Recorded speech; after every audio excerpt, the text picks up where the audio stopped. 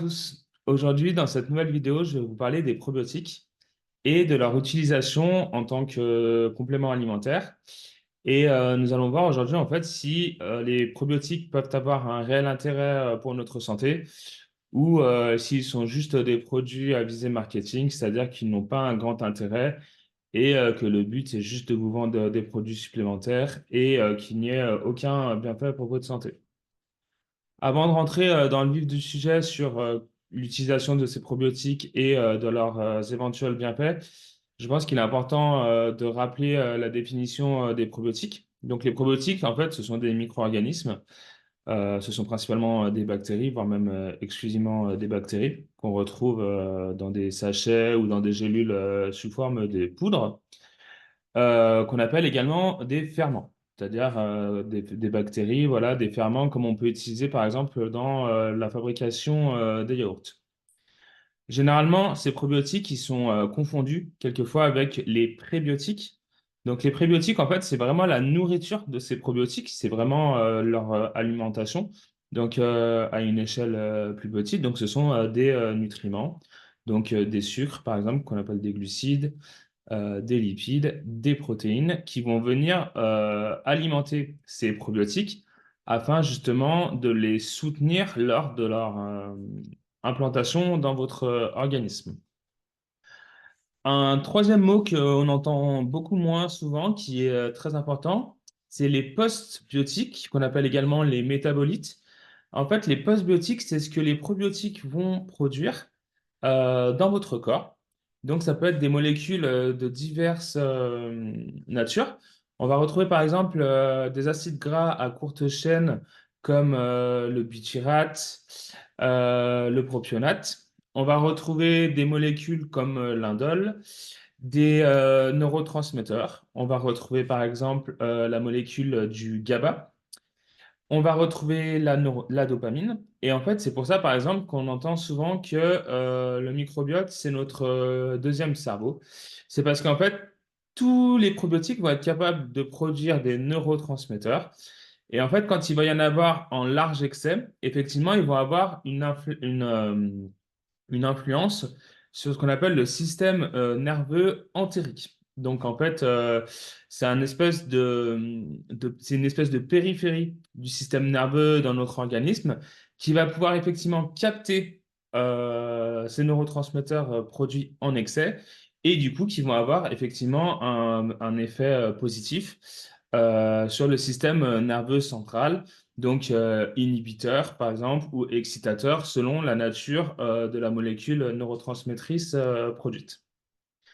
Donc en fait, ces probiotiques, ils sont de plus en plus à la mode sans en parler de manière péjorative, mais c'est vrai qu'on en entend de plus en plus parler dans notre quotidien, même sur des émissions classiques. Par exemple, il y avait un projet dans Qui veut être mon associé où deux jeunes dames présentaient justement leur compagnie qui produisait des probiotiques. Et en fait, cette mode des probiotiques, elle est venue de manière concomitante avec de plus en plus d'études scientifiques qui ont été réalisées sur le microbiote, donc qui est cet écosystème de micro-organismes que l'on trouve dans notre corps. Donc c'est vrai que le microbiote, on en parle souvent au niveau de notre sphère intestinale, donc de toutes ces bactéries qui nous aideraient à mieux digérer, à mieux assimiler certains nutriments, donc ça c'est tout à fait vrai. Mais il faut savoir que notre microbiote ne se résume pas qu'à notre zone intestinale, on en retrouve sur notre peau, on en retrouve au niveau des yeux, on en retrouve au niveau de certaines muqueuses, par exemple au niveau des muqueuses vaginales. Et en fait, tout notre organisme est dit colonisé par ce microbiote.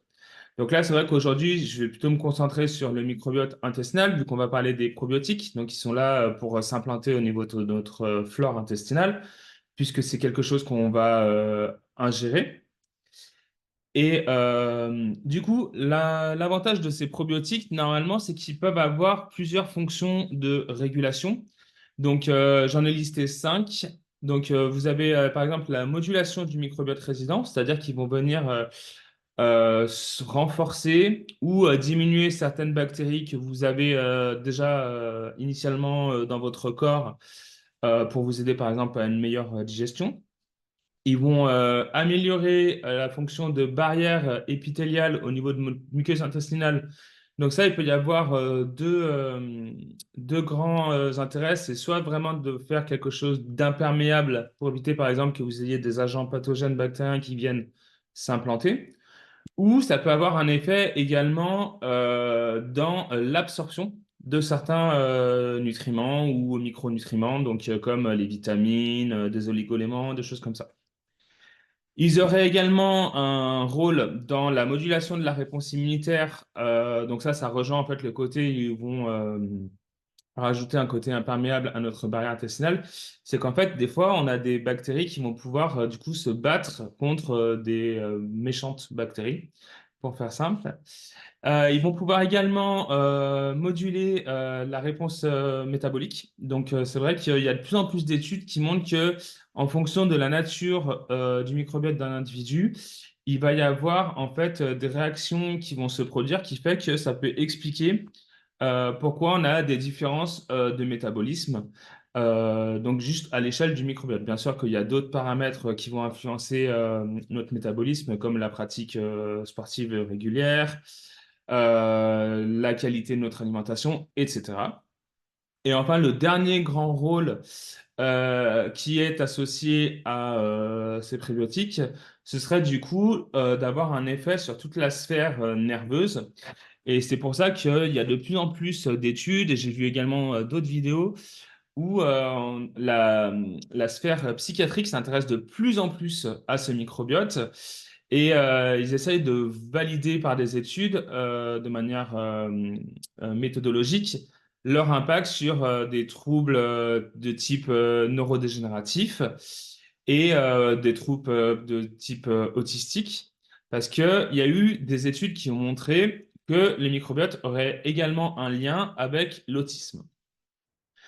Donc, le but de cette vidéo, c'était vraiment de vous dire, en fait, les probiotiques, est-ce qu'ils ont un intérêt ou pas pour votre santé, ou est-ce que c'est quelque chose de purement marketing?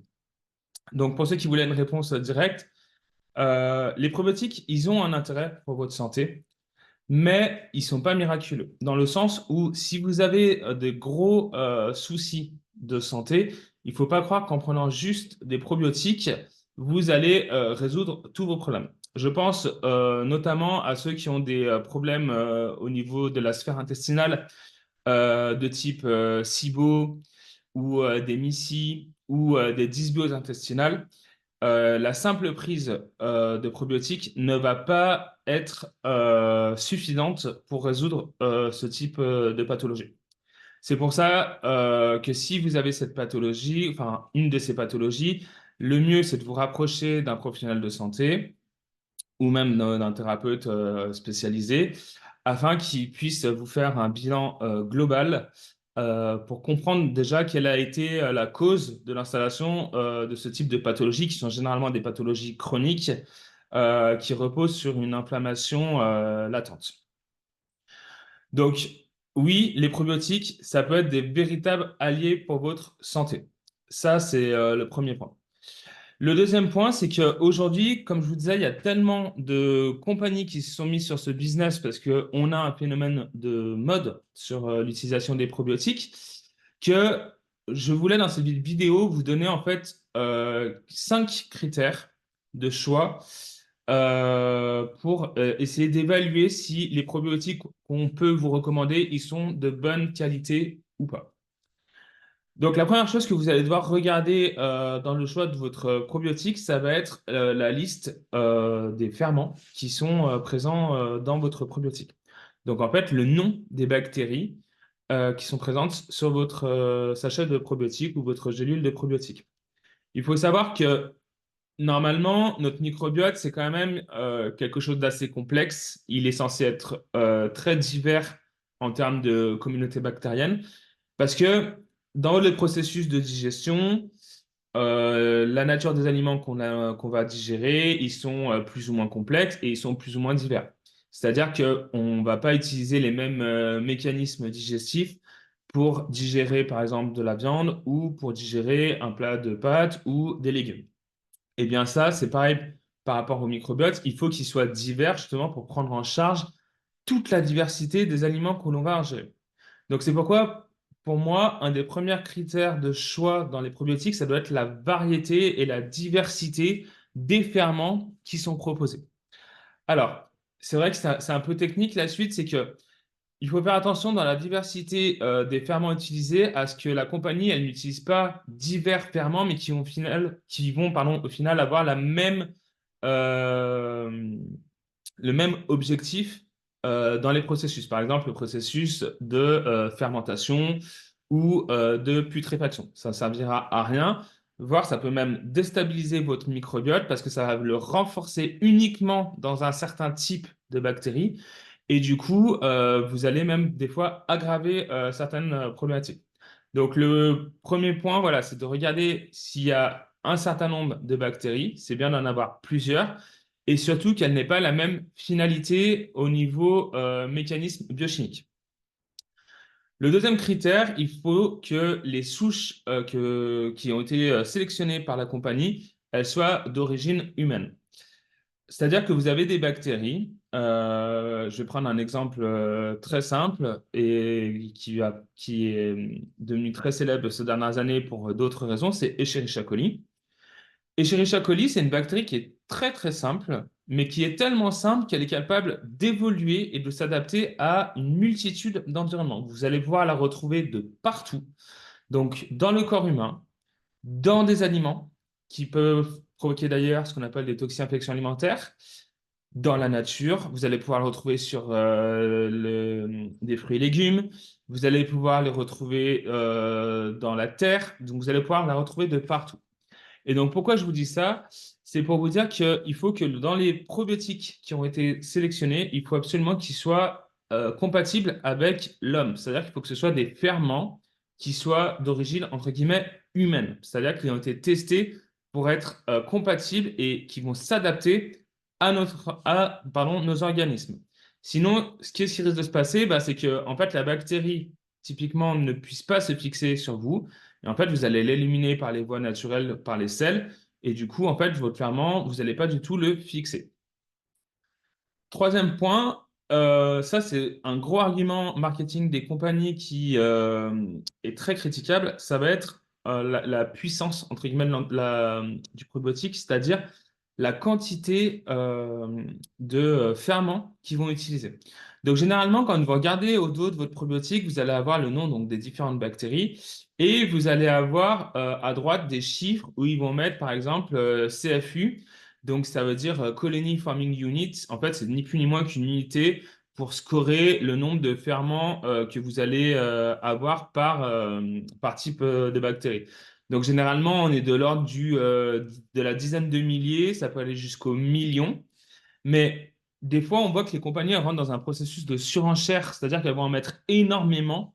Et c'est pas parce que vous avez des millions ou des dizaines de millions d'un ferment qui va être plus efficace. À un moment, votre corps, il ne peut pas accepter plus que ce qu'il est capable de traiter.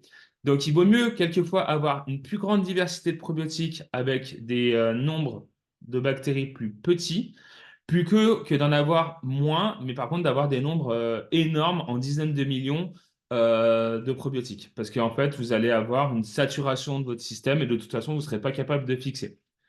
Il faut bien vous dire qu'il y a toujours un objectif économique quand on est sur des compagnies qui vendent ce type de compléments alimentaires.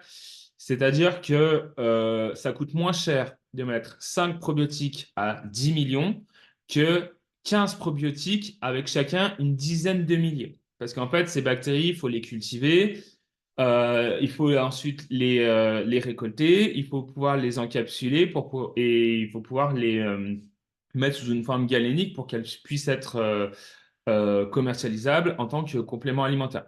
Donc, il y a plusieurs processus, qualité, sécuritaire, pour qu'il n'y ait pas de contamination ou une dégradation du produit qui pourrait rendre malade les consommateurs.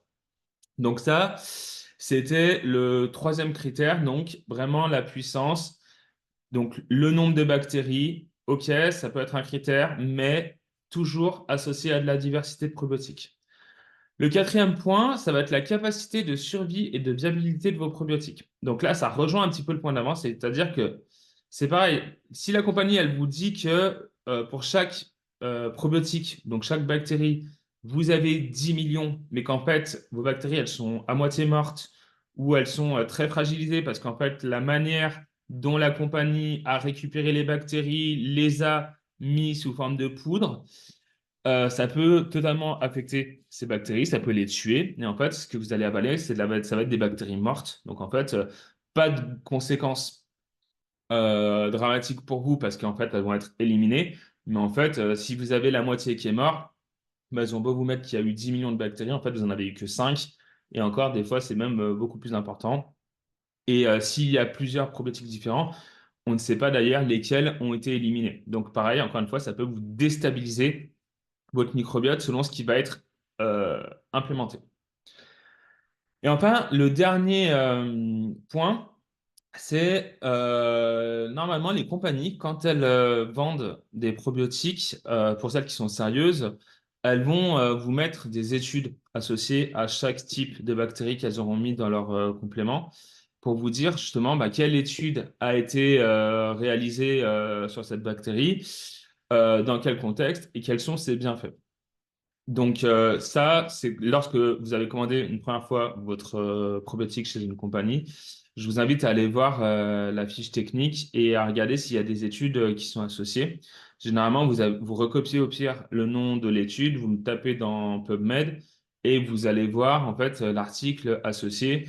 Et des fois, juste en lisant le titre ou les quelques lignes de résumé, vous pourrez savoir en fait si le probiotique il a un réel intérêt par rapport au choix de la compagnie. Donc, voilà pour les différents critères des probiotiques. Je voulais pas faire une vidéo trop longue, donc je conclurai sur le fait que ces probiotiques, ça peut être des véritables alliés santé. Attention à ceux qui veulent les utiliser pour soulager des pathologies qui sont assez lourdes et chroniques. Je pense pas trop me tromper en vous disant que dans la majorité du cas, vous aboutirez à un échec parce que souvent, il y a une cause à traiter et un terrain à étudier pour être sûr de bien implanter vos probiotiques. Et dernièrement, je finirai par vous dire que l'alimentation est hyper importante dans votre fixation de probiotiques. C'est-à-dire que, par exemple, un cas qui peut être tout à fait opportun à l'utilisation des probiotiques, c'est si vous sortez d'un traitement aux antibiotiques. Pour X ou Y raison, vous avez été malade, votre médecin généraliste vous a prescrit des antibiotiques pour éliminer l'agent pathogène qui vous causait du tort. Et donc, au passage, l'antibiotique a dû également éliminer une partie de votre microbiote. Donc, c'est pour ça que souvent, on conseille de refaire la flore après un traitement antibiotique. Donc, une fois, par contre, que l'infection est résolue. Et si possible, après le traitement antibiotique. Parce que sinon, votre traitement antibiotique va également tuer vos probiotiques. Pourquoi je vous disais ça? C'est parce que du coup, quand on prend des probiotiques, c'est hyper important d'avoir en tête que oui, même si la compagnie a bien fait son travail et qu'elle respecte les 5 critères de qualité que je vous ai exposés précédemment, euh, l'alimentation va fixer en fait vos probiotiques. C'est-à-dire que si votre alimentation n'est pas riche et variée, pas forcément sur un repas, mais sur l'ensemble de vos repas de votre journée ou de votre semaine, au bout d'un moment, vous avez vos probiotiques qui vont sauter. C'est-à-dire que si vous leur donnez pas bah, les aliments qu'ils préfèrent, bah, une partie des probiotiques que vous aurez ingérés partiront. Et donc, du coup, vous ne bénéficierez de leur effet bénéfique s'ils en ont un que le temps de votre cure. Mais une fois que votre cure sera terminée, eh bien, le probiotique ne sera pas conservé au sein de votre microbiote. Donc voilà pour cette vidéo. J'espère que j'ai été assez clair. N'hésitez pas à vous abonner à la chaîne pour m'aider à gagner en référencement parce que je me lance. Et puis je vous dis à très bientôt pour une nouvelle vidéo.